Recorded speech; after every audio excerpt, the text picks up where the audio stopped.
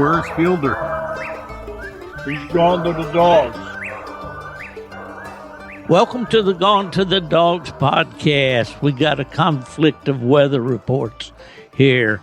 I'm coming to you from the west coast of Florida, about 3.5 hours south of the Georgia line. And it is a balmy 68 degrees right now, climbing up to 70 today. Steve Fielder here with the Gone to the Dogs podcast, and I have my longtime friend, and we certainly don't talk enough. We were talking a few minutes ago. It's been about 4 months now since we last talked. The Redbone man, Fred Moran. Are you still from Duquesne, Fred? No, not Duquesne. Ruffsdale now. Ruffsdale. I moved from one county to another county probably 15 years ago. And when my wife passed away, I had a 4-bedroom house and 4-bath. That was too much for just 2 people, as far as I was concerned. And then it got down to just me. And so I moved out to my kid place. I sold my house to a guy clear from Kentucky, and he wasn't a coon hunter, but we became friends, and I got him to deliver a couple dogs for me. He wouldn't take a dime for doing it, whether he was going one way or the other. Yeah, there's a lot of good people out there, Fred. Oh, yeah.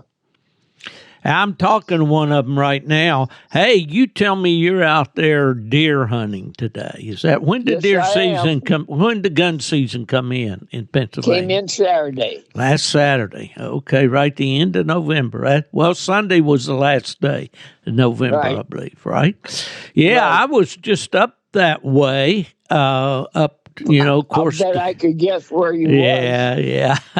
Well, I actually went over to the Mercer County Club over there at Greenville. Did you? Yeah, they had that Chip Kozer with Elite Nutrition. He enjoyed dog food.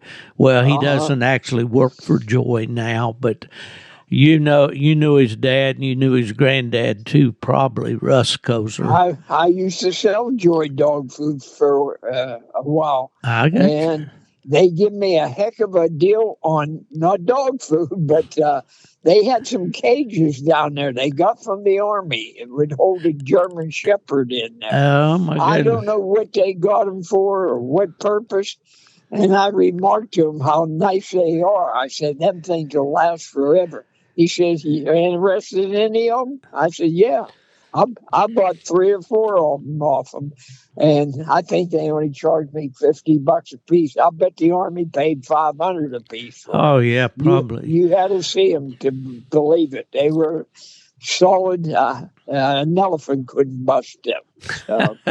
Well, I would imagine, I'm just guessing, I have no way of knowing this, but they may have had kennels there where dogs were testing food on them or something. That's a possibility. Yeah. I never did ask them why when they had them and what they were doing with them. But naturally, when I looked at them, they were completely empty. And I just wanted the cage. I didn't care whether something was in it or not. And right. I think I bought 4 for sure. I don't believe they had more than 4. Was that back in your animal control days, or were you? Yep. That was in the 60s, late 60s. Yeah. I had a great time up at Randy Smith's. I was up there. I think we hunted 7 nights. How many possums you tree? We didn't tree a single possum. I can tell you that with my hand up. We did not tree a possum. Dogs looked really good. He's got some great dogs, Fred. There's no doubt about it. I'm sure he does. Yeah. He's king of the hill right now. He's won enough big hunts and so forth. He's been at it since a long time. That's right. Well, this Elite Nutrition, Chip Kozer. Have you met the grandson, Chip, the younger one? He's not young. I can't remember some of them guys. Yeah. There was a guy from, I think, Washington, PA, or close to Washington, PA, that I bought a lot of miscellaneous stuff off of him pertaining to dogs and that. And him and I can't think of his name. I coon hunted. By accident, he told me where he lived. I said, I coon hunt right over the hill from there.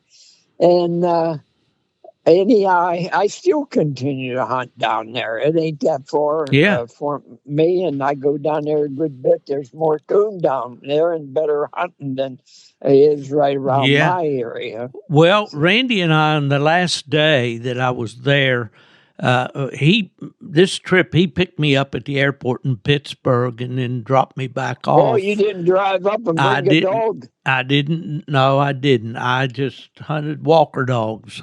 Okay. But we had a great time. But on the last day, we went down to Waynesburg and went to Tom Strang's place.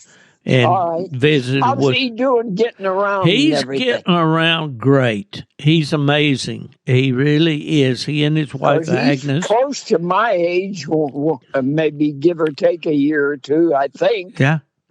Well, of course, I don't know. Did you know Tom before he had his accident? Before he had what now? The accident that put him in the... Yeah. You knew him? No, I didn't. I met okay. It couldn't have been long, though. I couldn't have been long. I knew his Uncle Andy. I know he mentioned his name somewhere along the way because that's who he learned from. I got you.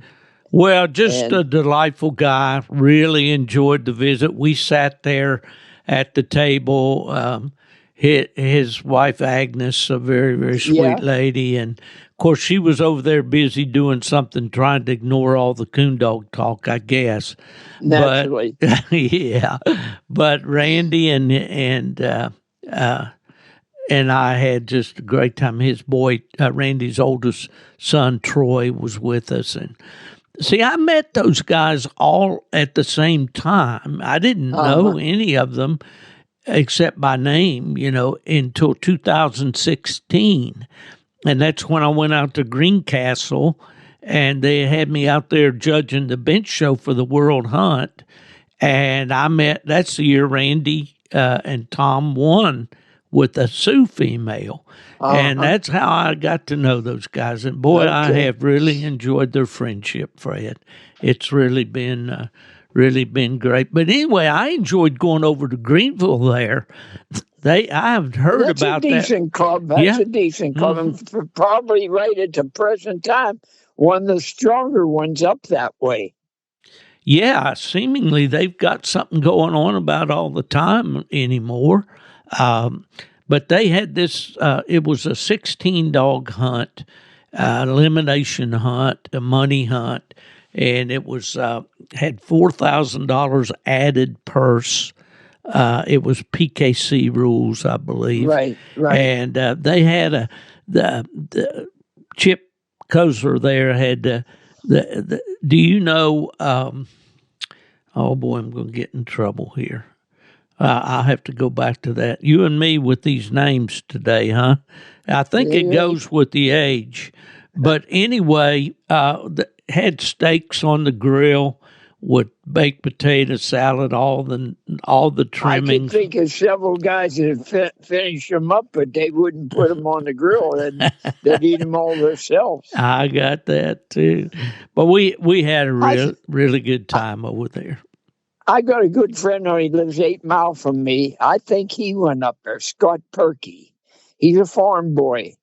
And I've known him since he was 14 years old. His dad, believe it or not, I fined his dad for his dogs running loose one time. They're farmers, but you ain't gonna correct them. He never held it against me or anything, and they never changed. Them dogs are still running loose. Somewhere. I bet you. But anyhow, he says, "Hey, Moran," he says, "why didn't you get my kid a coon dog?" That's all he talks about. I said, "You mean tell me nobody around here takes him hunting?" He said, "Nope."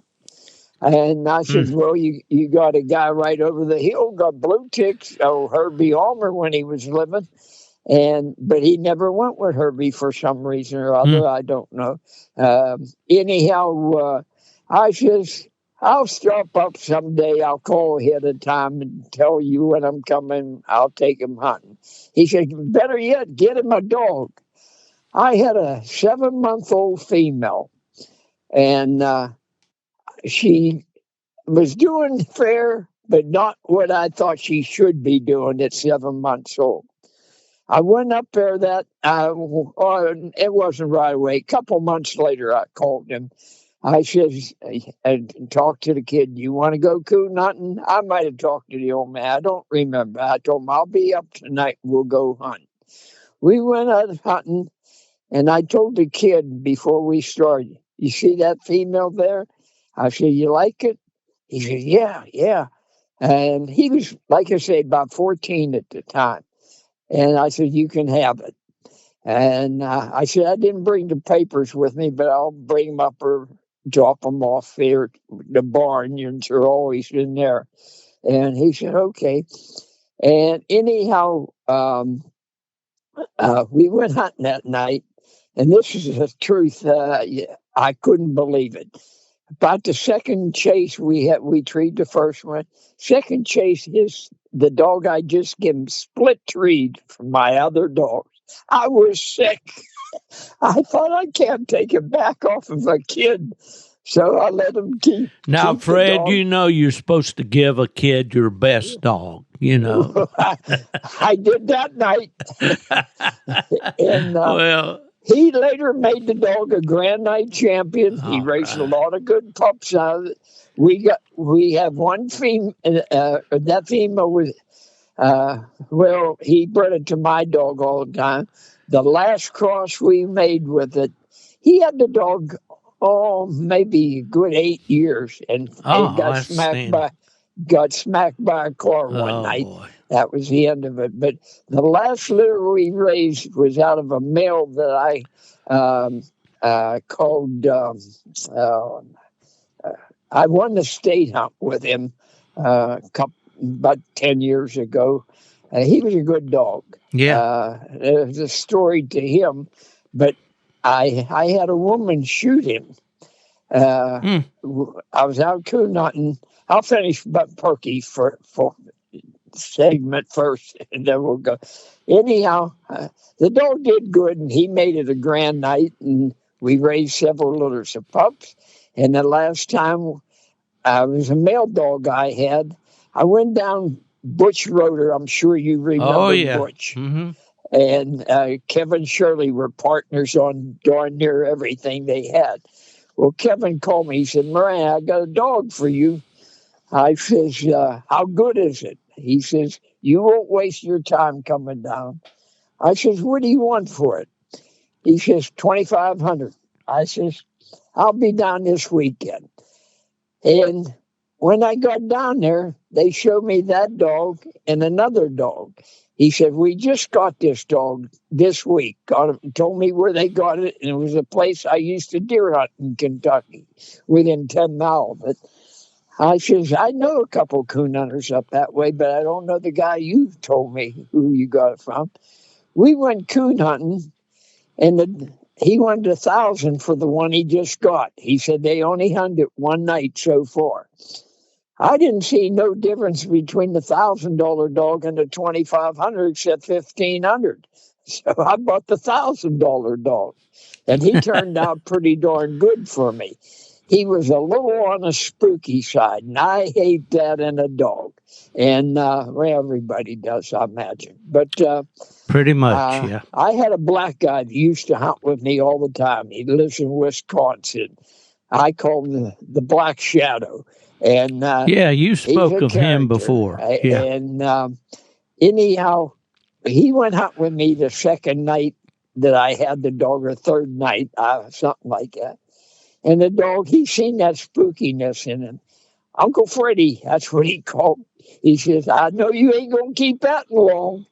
I says, you watch, I'll get him out of that. I took him to schoolyards every day. We let the kids play with him. Got him over that shyness and everything. Mm-hmm. And he was one of the better dogs I owned. And I had him maybe two years at least. And one night, me and Dutch Harvey was coon hunting. He's a good friend of mine lives close by, and we lost the dog. And the tracker's telling us where it's at. We had permission on the property we started on and everything. And Dutch had a dog, but I think we had a chance to catch it. We caught it, and he was just looking for mine. So we went around the knob there. And we're getting a reading. We went down to the bottom of, you guys in Florida would call it a mountain, but it's just a big hill. And while we're down there, we're out of the truck seeing if we could hear them, because you can't trust them tracking devices all the time. And just then we heard 2 shots up on top of the hill where we more or less came from. I said, let's get up there. I says, I don't like that. We jumped in the truck, drove around, and I passed it 100 times but never paid no attention. There's a driveway every bit of a quarter mile long, clear back to one house. So we pull up in the yard. It's 11 o'clock at night. Now, I don't want to knock on somebody's door and get shot myself or something. But I seen the woman in the kitchen with a house coat on, so I figured I ain't bothering her. She's still up and so forth. I knock on the door, and my tracker's going off pretty good then. And I said, hey, ma'am, you didn't see a coon dog up here, did you? It's like a red hound.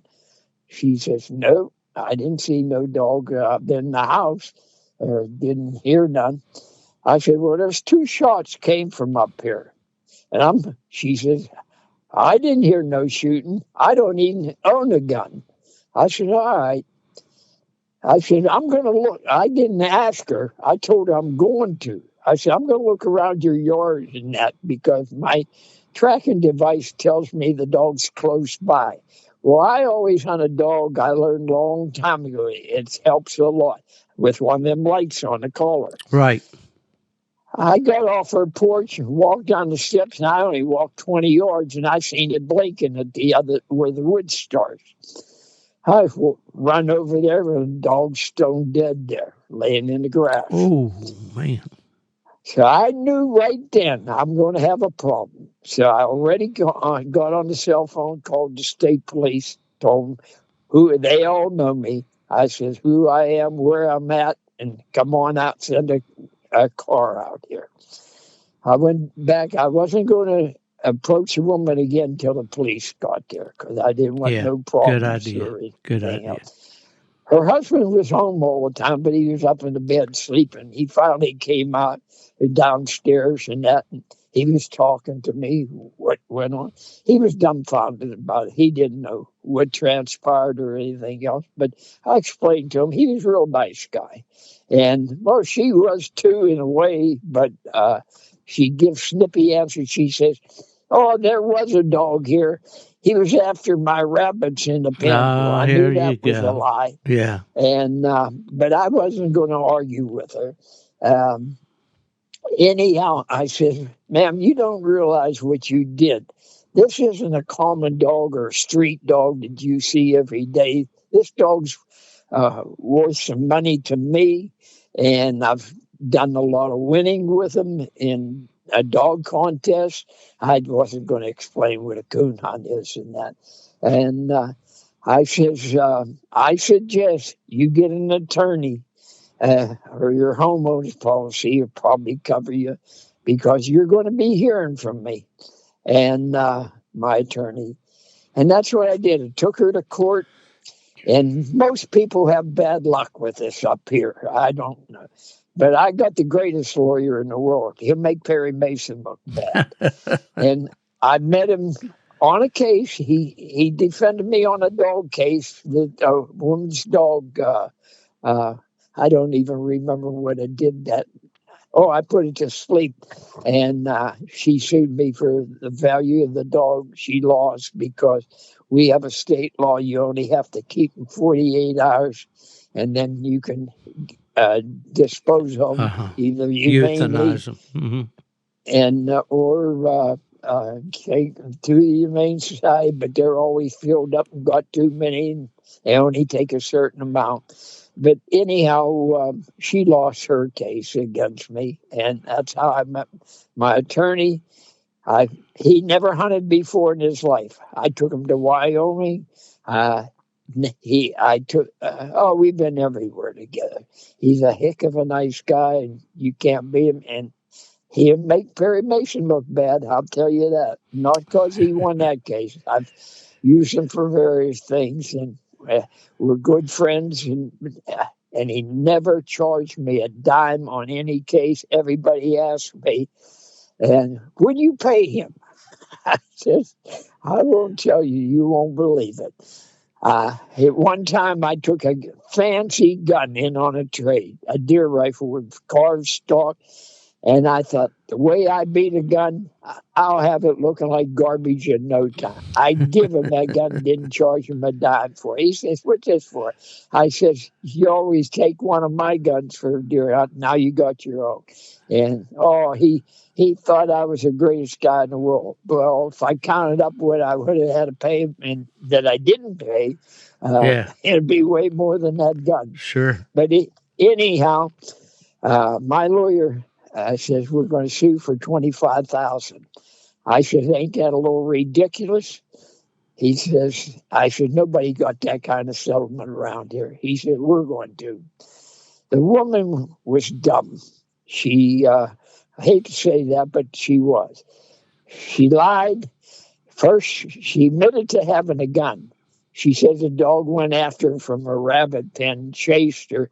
That dog would never chase nobody, no how. Hey, And I've she been was down this running away road. from it and had the gun over her shoulder and shot up in the air and killed the dog. 2 shots up in the air. Now, everybody just looked at each other when she gave that testimony. Then I had about 5 people that hunted with a dog. Patty Visage says I judge it in shows and the night hunts and that. And she told him she was judge for UKC and all that. That's went good with. I didn't have a judge like you'd think. One judge went before border arbitrators, 3 of them, but they were all retired judges. And one was a beagle hunter.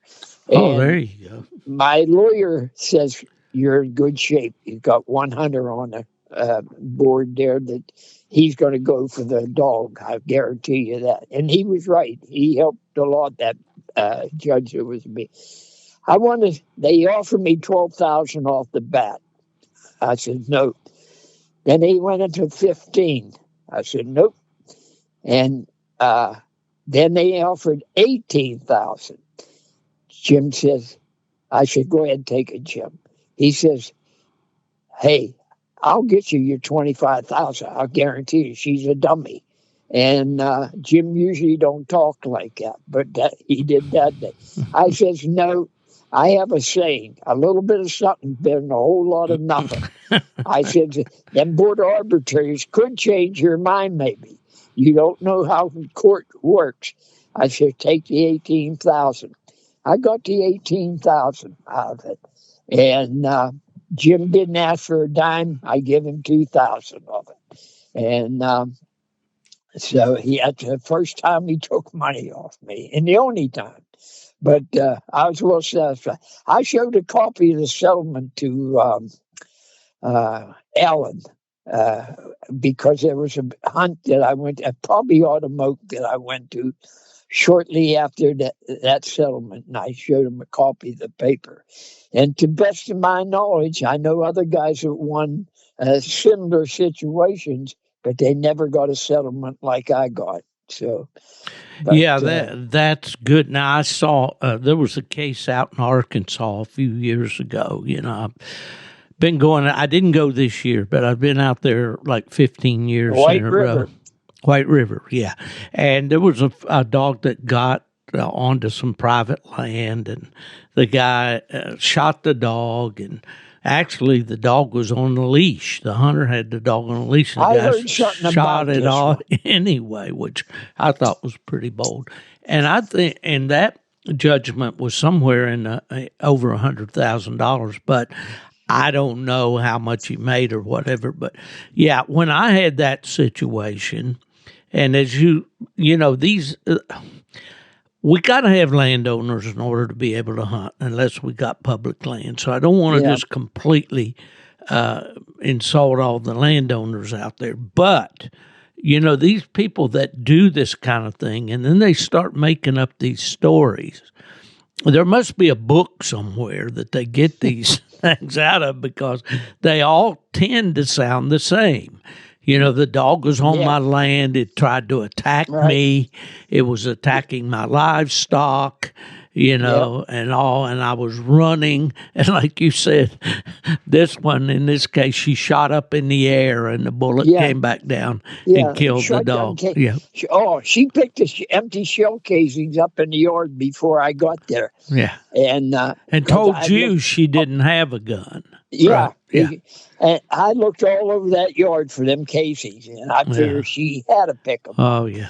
Well, that's so typical. And fortunately, though, this thing of animal cruelty these days kind of plays into those cases. For the people that are listening out there, don't overlook that. When you get a dog shot by someone, don't overlook the idea that this is a companion dog. It means a lot to you and your family and all that, and it was cruel what they did to the dog.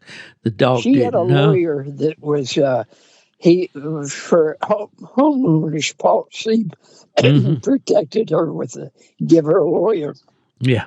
Jim says he appeared against him before. He says he's pretty good, and I thought he did give good testimony and so forth, what he says. However, it didn't work out there. And like I say, it's one for the dog owners. Well, every chance I get, I'd say this guy's name. Maybe somebody in his neighborhood's listening.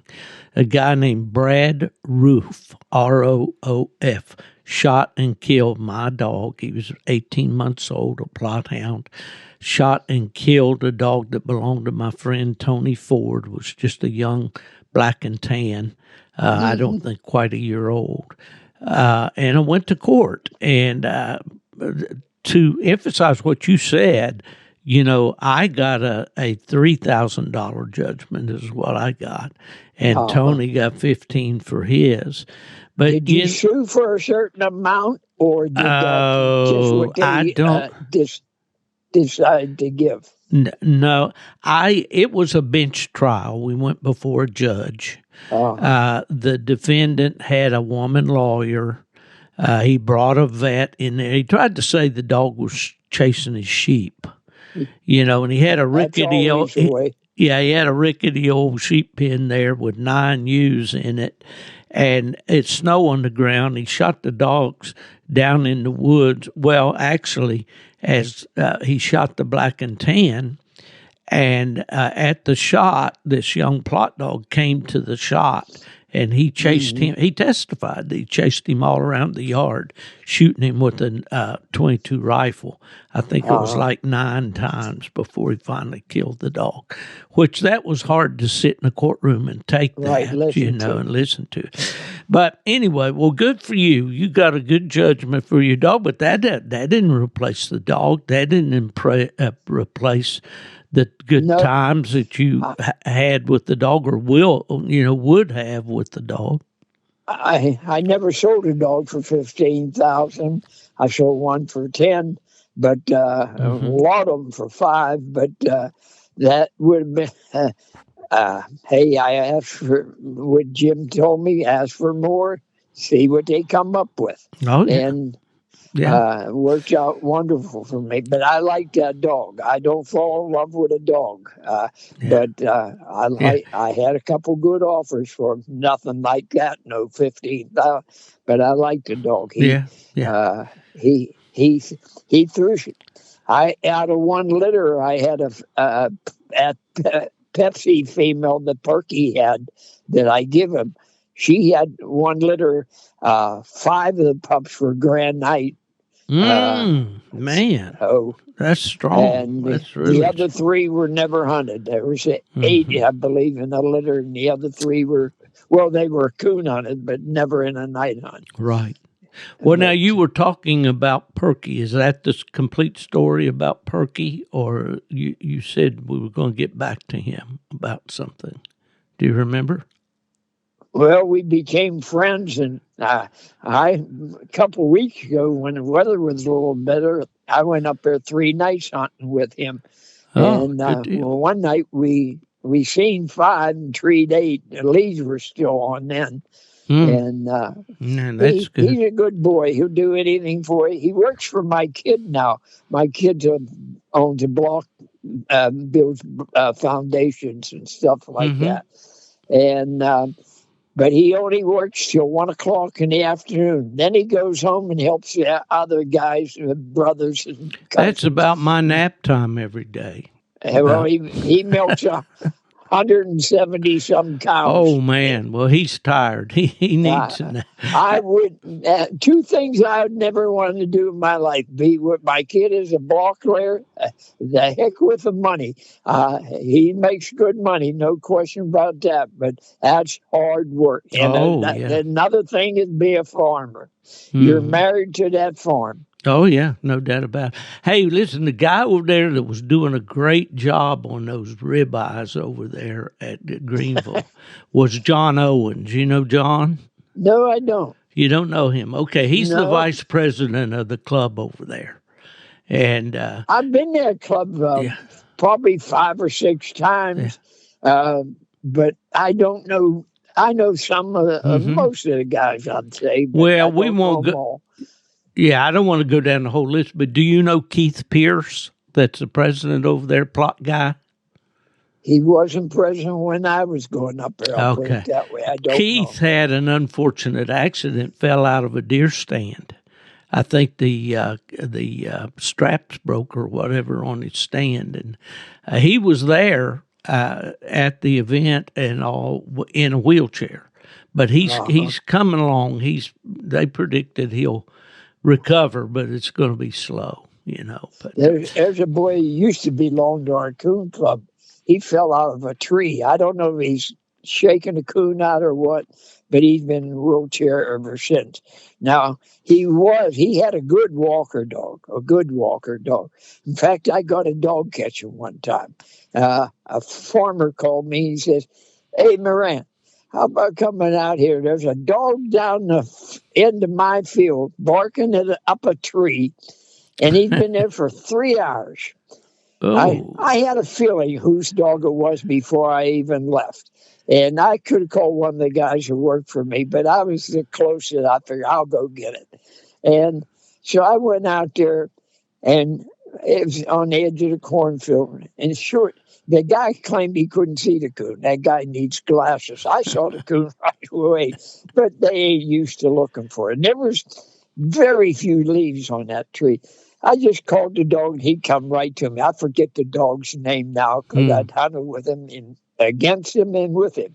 And he came right over to me, and I went over to that guy's house and gave him his dog back. He explained to me how he got loose or something. He didn't lose him hunting, but he got loose or something. So he got his dog back.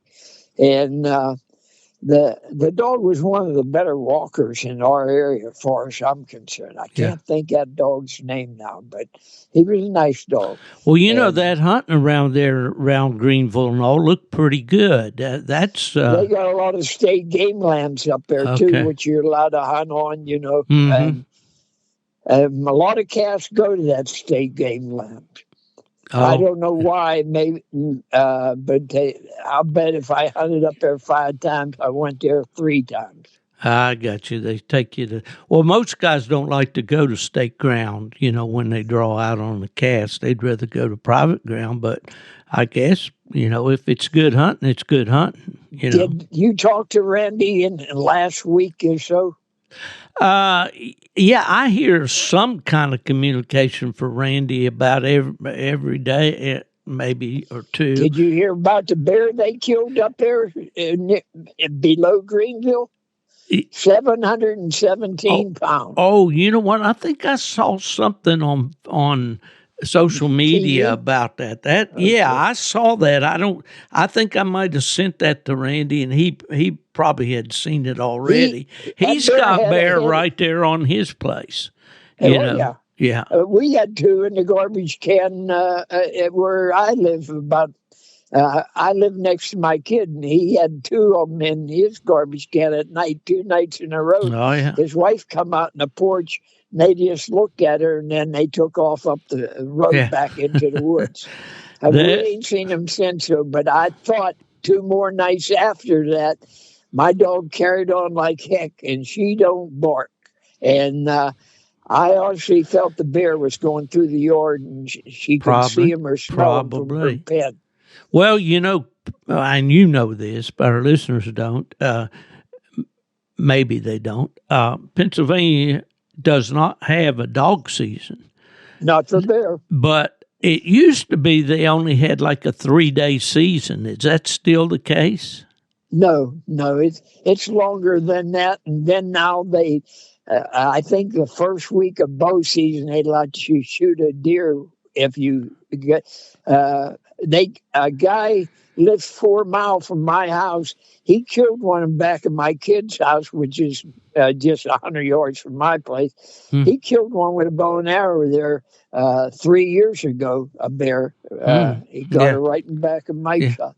And but we got a lot of bear. I treed in 1965. I treed 3 bear while coon hunting. And a mother and 2 cubs. The cubs were a big cub show at the time. Yeah. They were about close to 100 pounds. They were big. One came down before we got to the tree. We seen him in a cornfield while the dogs was running them. We're standing up on the road. Well, we didn't know what it was. We could see black, but I said, that's got to be a bear. Them dogs are on. Well, they treated back on the top of a mountain, and anyhow, the one young cub came down. Why, I don't know. And we had a squirrel. I let even a squirrel dog out with the coon dogs because it had probably tree one. I figured it was a gritty thing. It was a good one. I had that dog a long time. I bought off of T.C. Jones. I killed. Well, not me. Me and 2 other guys. We killed 57 squirrel with it in 4 days down Mississippi. I told TC, I said, if you ever want to sell that dog, give me first shot. And about a year later, he called me. Freddie, you still want my dog? I said, unless you're ridiculous with the price. I said, I know your price has changed a lot. And he was a character. Did you hear that story? The only man I ever thought could teach me something about coon hunting. And he had quite the reputation for sure. I liked him. He was a hard hunter. We used to go down, and he used to have that get together. All his blue tick friends would come down there, but I was invited. Eddie Ross invited me down there. And I went down there and competed against all them blue ticks. The first night out there, now we're talking about 3 guys go this way, 3 guys go that way, and we're killing all the coon. We got 38 coon between our groups. I took my uncle down there one time. He was no hunter, but I talked him into going coon hunting.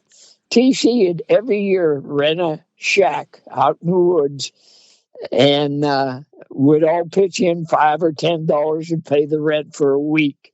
And we had an old black guy, Arthur.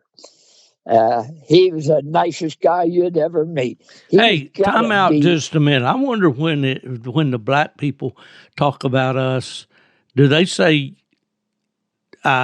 I knew this guy named Steve. He was a white guy. Do they? Do they? You think they do that? I don't know if they do or not. It seems like we always have to make that distinction, and we don't do it out of any disrespect or anything, just to identify. But I just wonder if people in the black community use that with us. I'm getting to what might answer you. Okay. All right. Proceed. So he had old Arthur there. He was a cook. Well, first of all, a guy, he's deceased now. He went to school with me, Chucky Hagee, real nice guy. And he was a coon hunter. And I talked him into Red Dogs. Well, Chucky, we had a truck with a cap on. And we went all the way from Pennsylvania to Mississippi. And that was, I think, 1,200 miles for us, or 11. And we get down. Chucky slept in the back of that cap and crawled in a sleeping bag. He was refreshed and everything. We got down there at 10 o'clock at night. Everybody's going to go to bed. Not Chucky. He's going coon hunting. And anyhow, I said, you're nuts. We drove a road to see if we could find TC's truck. And Arthur told us where he thinks he might be. So we went down this road. We did find his truck, but we couldn't hear the dogs or anything. I blew the horn a few times. Nothing happened. 2 guns in the gun rack. Doors ain't locked. Nothing. Up home, and nothing be left but one wheel on that truck. But down there, they must trust the people pretty good. Well, anyhow, TC came in sometime 3 in the morning. They didn't get a coon. But Chucky went out and got a big coon from Mississippi, probably around 18 pounds. That's big down there. And anyhow, Chucky crawls back in the sleeping bag. He's sleeping in front of the fireplace. And coals are coming out of the fire because it was cold in there. And coals are coming out of the fire, landing on his sleeping bag. And Arthur's just sitting in the rocking chair, rocking right beside him. And one of the guys got up. He sees him touching Chucky's sleeping bag with like a fly swatter or something. He said, "What are you doing, Arthur?" He says, "I got to take care of Mr. Chuck because he's the only hunter we got." Oh, the guys who were awake just laughed at him. Jack, there was another guy with us named Jack Cottrell. Or Chuck Bailey. Well, they were together.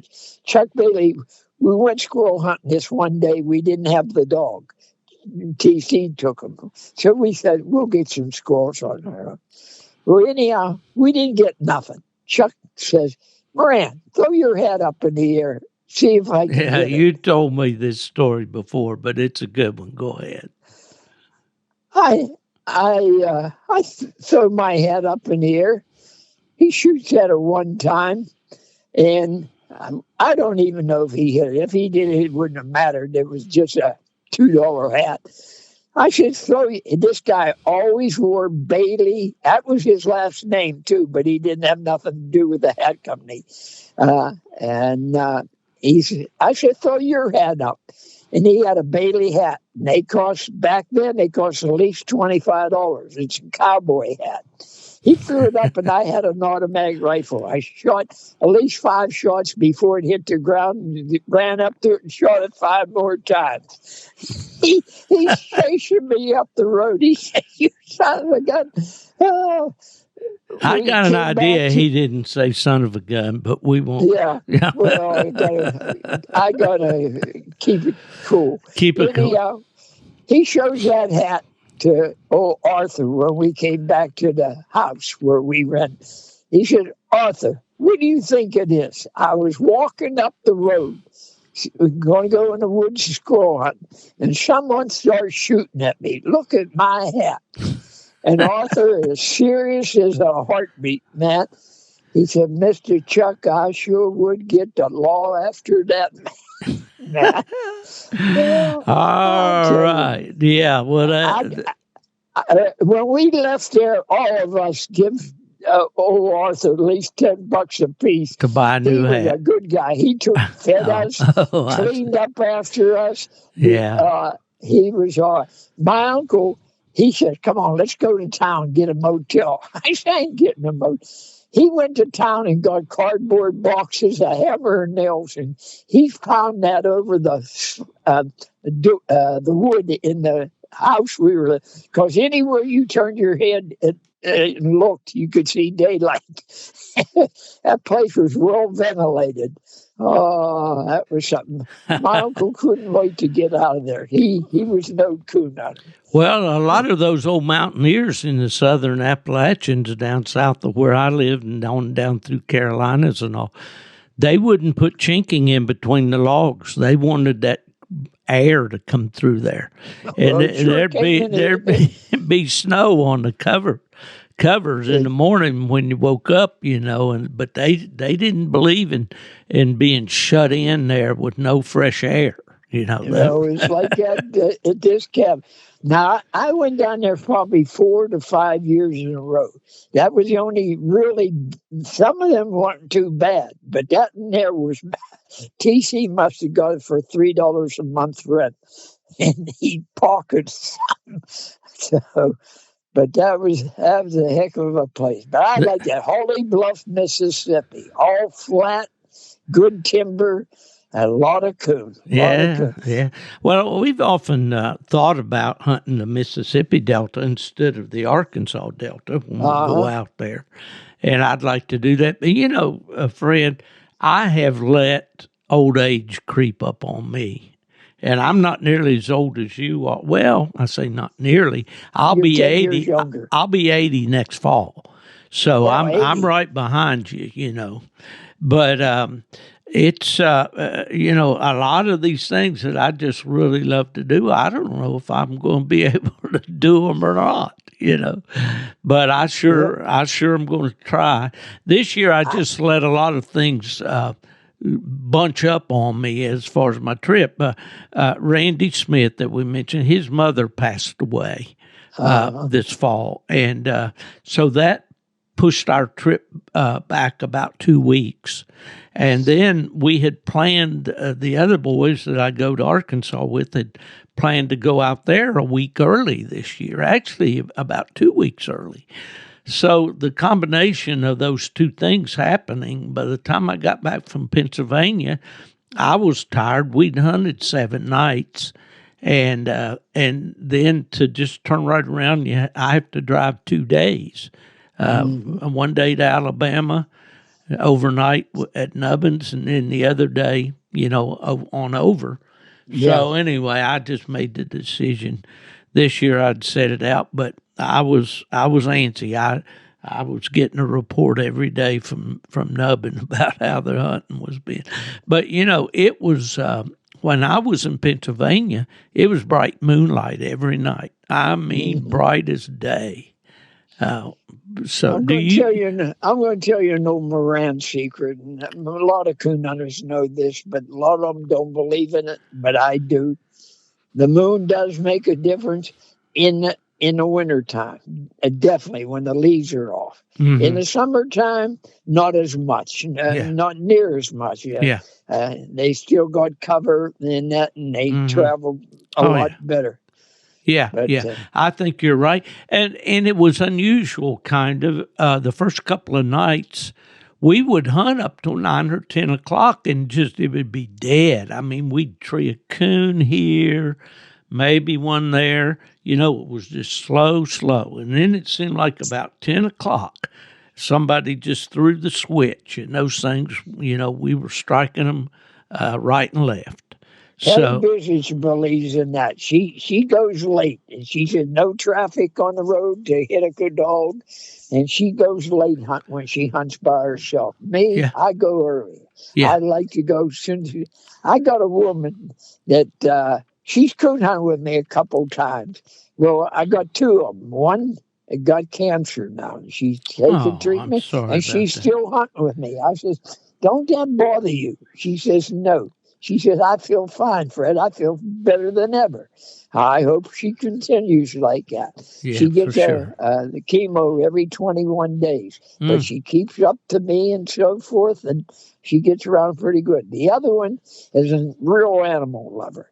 She lives right above the river on the main drag in town where she lives, and she's Perky's aunt, and she feeds 19 coon.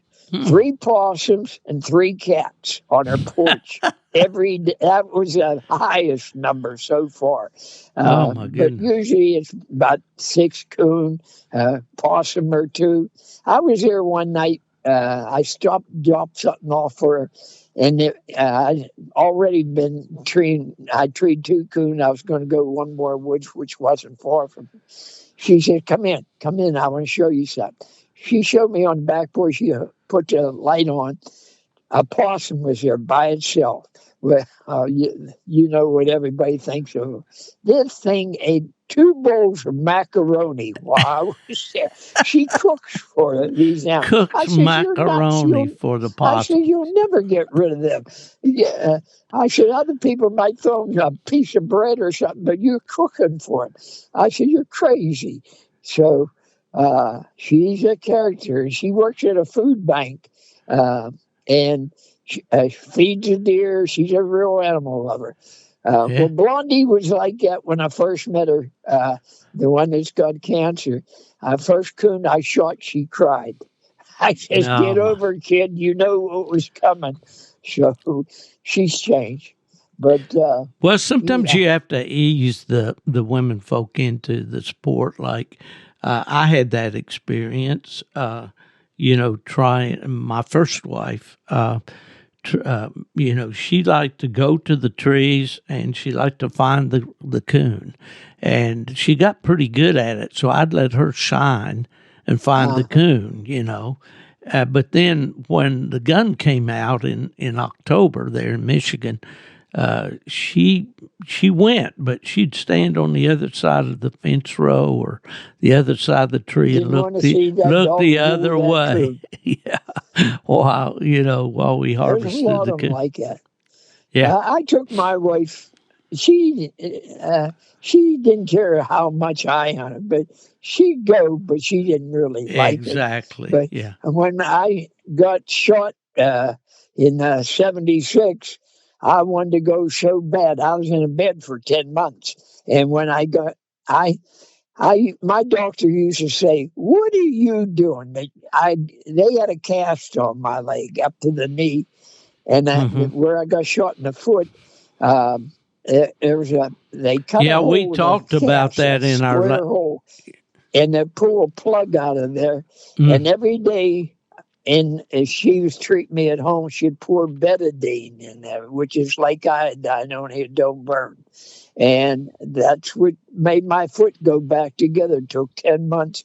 But I started hunting at about 9 months, and I'd wrap my foot in a garbage bag, and I had a cast for support, but it was sweat in there, and the cast would start falling apart. When I go to the doctor he says, "You're the only person I ever had that these casts fall apart. What are they falling apart from? What are you doing?" I says, "Nothing, Doc." I didn't tell him I was coon hunting with a cast. Right. Well, Fred, tell me have you gotten to hunt much this fall since your season I came hunted in? less than I ever have, probably, but I'm still hunting. I went 3 nights last week. I could have went more. The weather's been fairly decent up until say this last week. Yeah. This is the first snowfall we've had, and it's been cold lately. And more than that, I don't know what's happening, where it's coming from, but we're getting a lot of wind every night, 30, 40 mile an hour winds. Now that's And bad for hunting. I don't like to hunt in pouring rain, and I don't like to hunt in the wind. You have to I'll take it hunt in as the it rain comes. if it ain't real hard rain, but Yeah. the wind I don't go for. I'll stay home. Well, hunting in the rain, besides just it's uncomfortable, but they've got clothing out now enough, raincoats and things that make it tolerable. But I hate trying to shine a tree when it's raining. I mean, those raindrops falling straight down, those things hit you right in the eye. It feels like it's a marble or something. Do you have that experience? No, well, occasionally. Yeah. I'm not bragging. I can find a coon. I'll Yeah. find most of them if they're there. That's what I told Patty one Yeah. night. She said, I couldn't find it. I said, you know why? She says, what? Because it ain't there. It's there. If your dog was treed there, it'd be there, wouldn't it? I get her look at. She bought one of them locators now Yeah. that The thermal cost scope. $1,800. I said, Yeah. you got to be nuts. She says, well, I'm going to find them coon. I want to see if they're there. So, Yeah. Well, those things are very, very handy. And, you can get, like at this time of year when you're hunting a tree and den trees and stuff, you can see the heat around those den holes, Yeah. I know 3 guys who never had them before got them now. Yeah. And Oh, yeah. they like yours. They're satisfied. The first one I ever saw, I ever hunted with, I knew there were night vision goggles and scopes and stuff that the military had, but I'd never had any experience with them till I went up to Randy Smith's, and he had one there that night. And man, we'd see the coon. You could see either the body or the eyes, but then I'd look at it through that scope, and it was amazing to see. Those things, you can set them to where it'll show red or black or white, just depending on how you want it to look. But, they're pretty handy. But I'd say... They undoubtedly work because enough people are buying them. Oh, yeah. Well,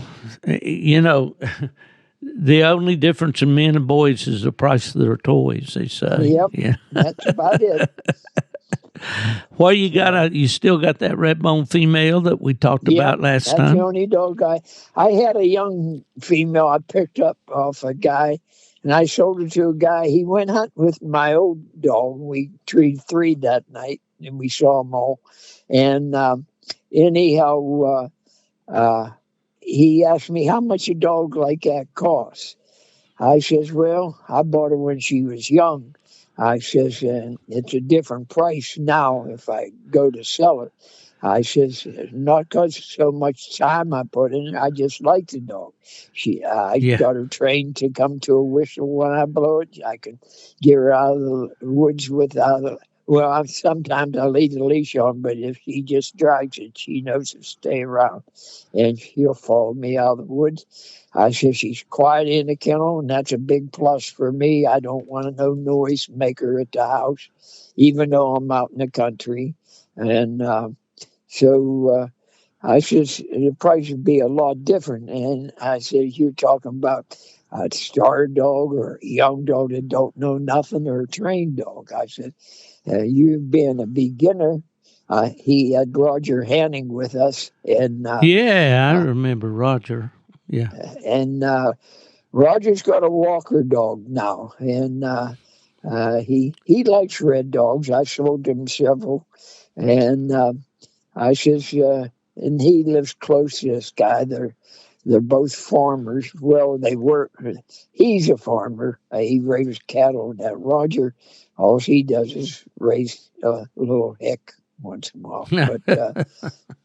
But he's got the time to hunt, and he got a beautiful place. He sold his one farm for a real good price, and he bought another one, and it's nice. Nice old farmhouse in excellent shape, and a nice kennel and everything else. And he's got 200 acres with it. He can ride on the side by side anywhere on the property and tree coon or shoot a deer or whatever. So, well, I tell you, that is such a rare thing anymore to be able to. I got a text yesterday. It was interesting. A guy from North Carolina, his name is David Brewer, and he says, "Are you the Steve Fielder that came down to North Carolina and we went hunting with you one night, me and..." He named off the other 2 guys and yada, yada, and he named off his dogs' names and all. And I didn't remember him, quite honestly. But as we started conversing back and forth, and we talked about the night that we went hunting. I remembered that night as the first night that I started getting symptoms that I might have a problem. The dogs treat around this reservoir, and they went a long ways, these walker dogs. And I had the AKC photographer with me, and we were going to take some pictures for the magazine, for the AKC Gazette. That's when we were first building that AKC coonhound program. Anyway, those guys, normally I don't have any trouble keeping up, or didn't at that time. This is about 2005. So that's 20 years ago. But going around that lake, I ran out of air. I just got to the point where I couldn't get any air. I bent over, and just sucking air. And I said, man, sign of old age. This humidity. I do that once in a while, but I have to put my asthma spray out and take a squirt. I take a squirt, I can keep going. Well, that was really a telltale sign that I didn't observe. And it was the following spring then that I had the issue while out on night hunting, ended up having to have surgery. But anyway, the more we talked, and he talked about this guy named T-Bone was with us, and I said, now that name strikes a note with me, because I remember a guy named T-Bone that got hurt in a truck wreck coming home from coon hunting. And what happened was the fellow went to sleep at the wheel. The truck went off the road and ran into a parked vehicle along the road. Wow. Man, if that doesn't wake you up out there, guys, if you're hunting sleepy, coming in from a coon hunt, and we've all done it, haven't we, Fred? Over. Yeah. Did you ever hear the story about Larry Packey wrecking a Ford truck? Yeah. You've told that on this podcast. I didn't know. Yeah. I didn't know. I imagine anything that hit Larry was pretty well wrecked. I'll tell you what, when he took his shirt off 3 days later or so, showed me his flesh on his back. You couldn't see a white spot. It was all blue. Everything. I don't know how he could even walk with that. Well, I invite our listeners to go back and listen to the Fred Moran episodes. They're all right there on the DU Supply Network. Gone to the Dogs podcast. You can go back. And I was looking today, Fred, and it's hard for me to believe, but I have personally done something like 335 of these podcasts. Wow. And with this one today, this was the 214th one I've done for W Supply. So there's a lot of them, but you can go back and you get these stories, and I would urge all of you that are listening today, and I know you've been enjoying Fred, and by the way, I don't want to blow your head up too big, Fred, but you have quite a following on this podcast. People really enjoy it when you're on. But anyway, a lot of these stories. Maybe they just enjoy turning me off. No. Hey, tell me something. Yes. Are they going to do anything on Full Cry? That's a question. I'm going to give my opinion, and I will preface that by saying this is not official. I don't know for sure, but it looks like Full Cry's done. Okay. Great people that bought Full Cry from Terry Walker and were determined to make it work and to continue the tradition. I talked with them several times, and all they would talk about was, this magazine has been around so long, it's a crime to let this thing go away. And that was their motivation. But print media if they now... if they cranked it up right now, they'd come back and be glad they did. I really believe it, because you go to a coon hunters meeting at any club, That's all they taught me. There was no magazine to find the dates and times. And I said, well, nobody's advertising for one thing. Well, And yeah. Full Cry at one time probably had 100 ads on dogs for sale. But it ain't going to be quite like that anymore. But I said, I feel there'll be a lot of guys come back to it that never thought of coming back to it before. Well, what they say is that this summer was a difficult summer. Full Cry is a second enterprise for them besides their day job, so to speak. Right. And they guide these rafters and all on this river over in Oregon, and it's in the wilderness and all, and it required them to stay there. These rafters come down the river and they stay a night or two or three, I don't know how many, and then they go on, and then there's another camp on down the river type thing. Well, they had difficulty with internet service. They thought it was going to be okay, but then it wasn't. Then they were having to go back into town, which was some effort and all. So it was very difficult to conduct business that way. Also, I believe, and they didn't tell me this is all guesswork, that the subscriptions the first year were very good. But then the renewals slowed down considerably. And that it boils down to this, Fred. If people want this kind of thing, they've got to get off their pocketbook and spend a little money and buy a subscription or take out an ad every once in a while. You got an old dog out there you want to sell. Definitely. Send in a classified ad on him or whatever. You got a stud dog you want to blow and go with. Well, now everybody, and I've been guilty, blows and goes on the internet for free. And they don't, but if you want the print media and you want something to hold in your hand and read like we're used to doing, you just got to pay for it. You've got to. I really feel that if they came back, they'd make a real killing right now. Well, they haven't said that they've stopped it. They've just said they've paused it for a while until they can get things back together. So I'm hoping that they do. No finer people in the world than Jason and Danny Doobie. They are just outstanding folks. And Jason worked for W Hunting Supply out in, they were in Oregon, but the business is in Washington State.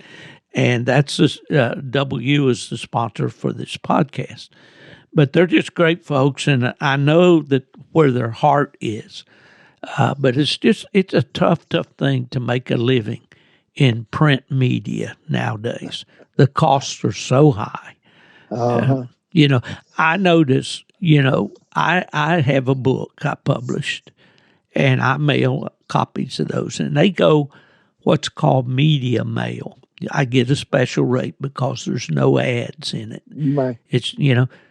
It's gone, the postage on that in the last year has gone up over $1 per book. So, it's just a tough time for that sort of thing. A farmer just drove by here where I'm parked at on the road to his house, but he ain't going to do nothing. He can give me permission. When I first moved up by my kid, I came out here and asked him.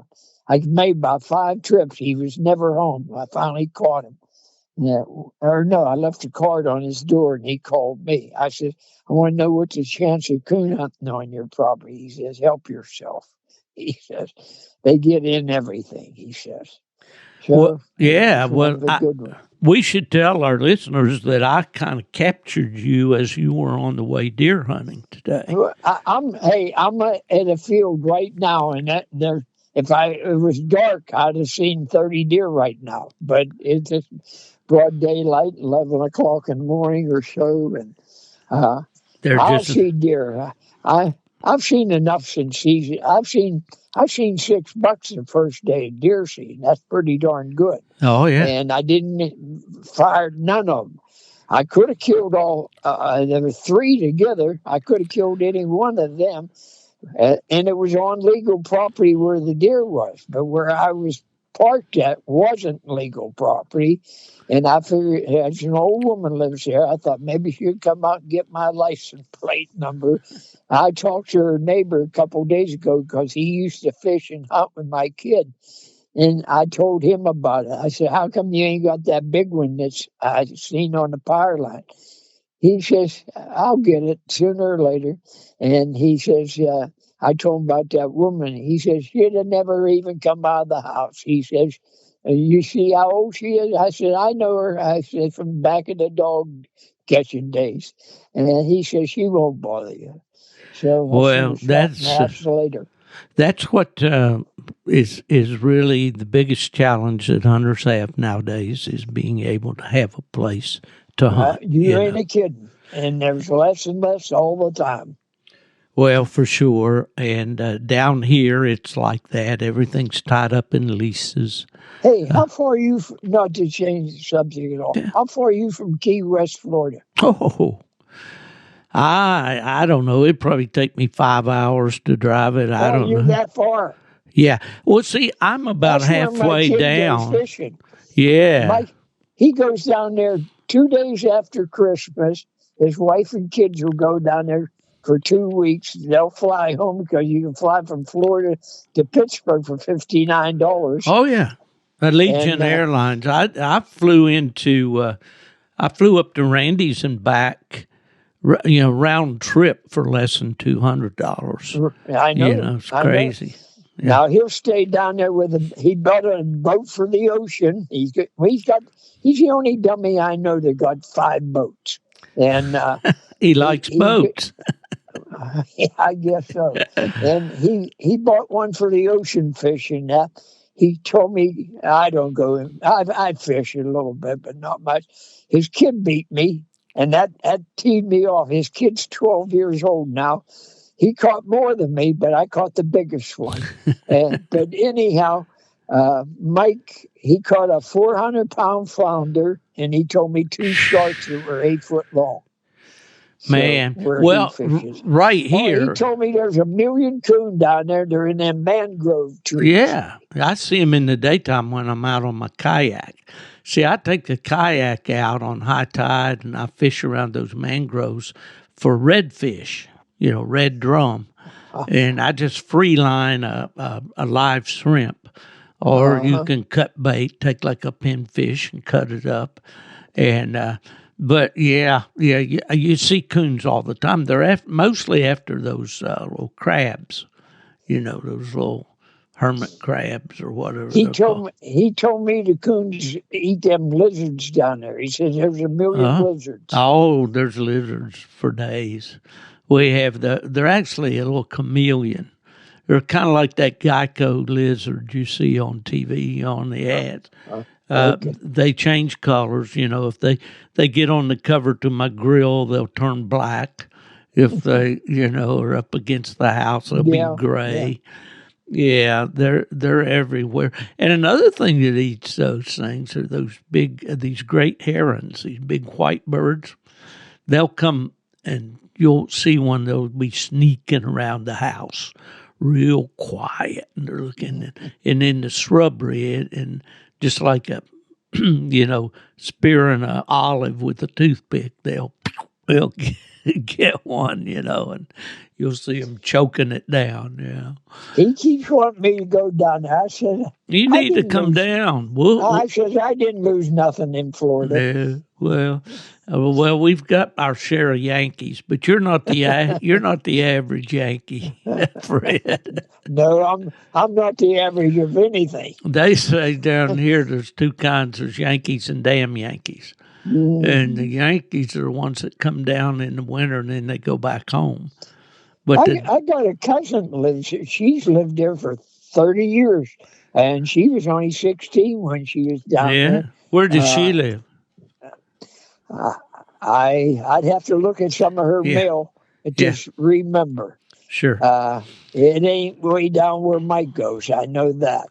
Well, we've got plenty of people in Florida. We don't need any more.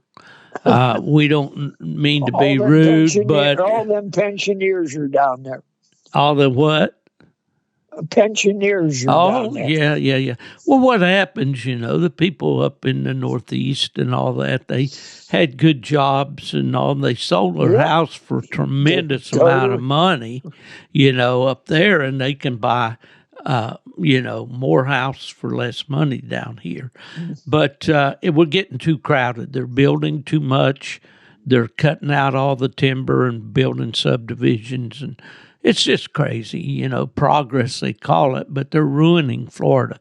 When I first came here in the 60s, it was mostly orange groves, lakes, and cattle ranches. It was beautiful. Beautiful. I cooned in Ocala, Florida. That's an hour and a half from me. I probably told you. And I went on my own. I stayed at that veterinarian. You said you knew him. Heminger. He's dead now. He had blue ticks. Heminger. Would you say? Doc Heminger. That sounds like it. And I met him at Grand American. He gave me the keys to his house. He says, "Here." I said, me and my wife taking two of the kids down to Disneyland, but I got the dogs with me because I run in Grand American that year. He said, well, stop at my place. You better yet stay at my place. I ain't going to be there for 4 days or 3, one of the two. And he said, my wife's away. I said, no, I don't like to do something. He said, I insist. So I wanted to go hunting. I ain't going to sit home and watch television. I can do that in Pittsburgh. And so I went out looking for orange grove and some woods, and I found one. And I didn't get nothing. The dog never struck nothing. But I came back to the truck and put my dog in, just in a old beat-up car coming in, a packing mobile. And I jumped a 70-year-old guy and a girl about 16 or 18. I assume it was his daughter. And they opened the trunk of the car, and I'll bet you 8 dogs run out of there. You name it, it was every kind you could think of. Yeah. And one of them was a tree dog. Probably. I stayed there for 10 minutes to see if it had a coon or even a possum, but they didn't do nothing any more than what I did. So I left. Nothing would please me more, Fred, than people from up north this time of year say, hey, Steve, we're going to be in Florida. I'd like to come by. I'd like to go hunting with you. I would absolutely love that.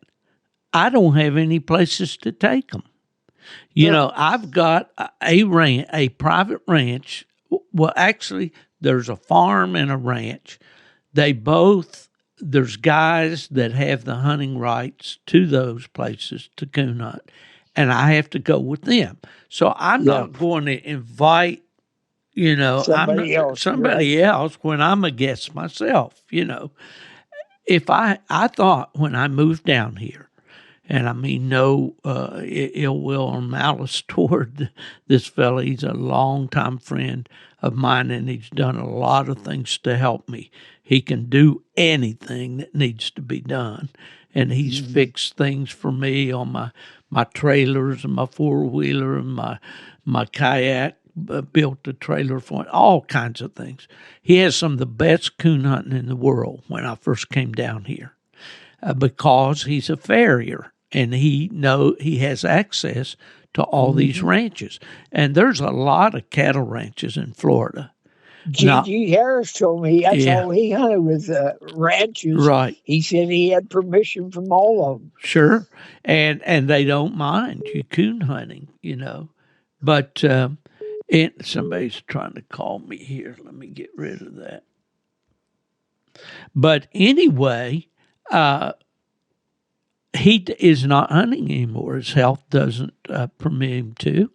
And so, he had exclusive permission on all these properties because he shoed the horses for those ranches, So they don't know me from Adam's house cat, So anyway, that's just the way it is. It's a fact of life, and I hate it because I'd really, at this stage in my life, it'd be fun for me to hunt with some new guys and show them what hunting in Florida's like. Well, maybe someday I might go with my Come kid with if he your promises- son, and he promises to pick me up in 3 or 4 days.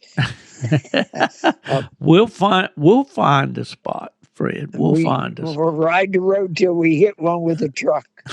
That's right. Roadkill. Yeah, it's Himalayan coons. They say you found Himalayan in the highway. Okay. Well, Fred, it's great to talk to you, buddy. I'm glad I caught up with you. Call. Did you see that old mossy horned buck out there anywhere that you maybe? I got a 4-point coming in my yard every day. Usually, he ain't been there lately. Yeah. Last 4 or 5 days, and I don't think anybody. I saw tracks this morning in the snow. I assume it was him. And anyhow, he only has 4 points. In our state, it has to have at least 3 on one side. Oh, and the other side could be a spike, but it got to have 3 on one side. I see. Well, we're starting to get some interference. The phone's making a little noise. All right. Well, you take care. Hey, thanks for calling. Thank you for spending time with me, Fred. I really appreciate you. Take care of yourself. All right. Good night, JJ. There we go. Folks, that's Fred Moran, the Redbone man from the great state of Pennsylvania, out on a deer hunt today, taking some time to spend with us, and we appreciate Fred so much for doing so. Folks, if you need anything for your dogs, your hunting apparel, electronics, service on those electronic products, W Hunting Supply. They're the best in the business. We so appreciate them sponsoring this podcast. Also want to thank my good friend Mark Zepp with Zepp Predator Calls. You find Mark at markzepp.com. Folks, I'll be at the Grand American this year. That's coming up on the 1st, 2nd, and 3rd of January. I will not be in the typical place where I've been for several years there in the vendor barn because we talked about the fact that Full Crime Magazine will not be there this year. So I'll be just hanging out. We will have a booth or a display area for our plot dogs. My partners Mark Miller and Cody Fox will be there. We'll have our dogs Fever and Ghost with us. They'll both be hunting both nights at the Grand American. So at any rate, I'll be around. I'll try to sneak over in the show barn and see as many of my friends over there as I can. I'll be there all 3 days. Look forward to seeing you. If someone asks you where's Steve Fielder these days, well, now you can tell him he's gone to the dogs. He's at the Grand American.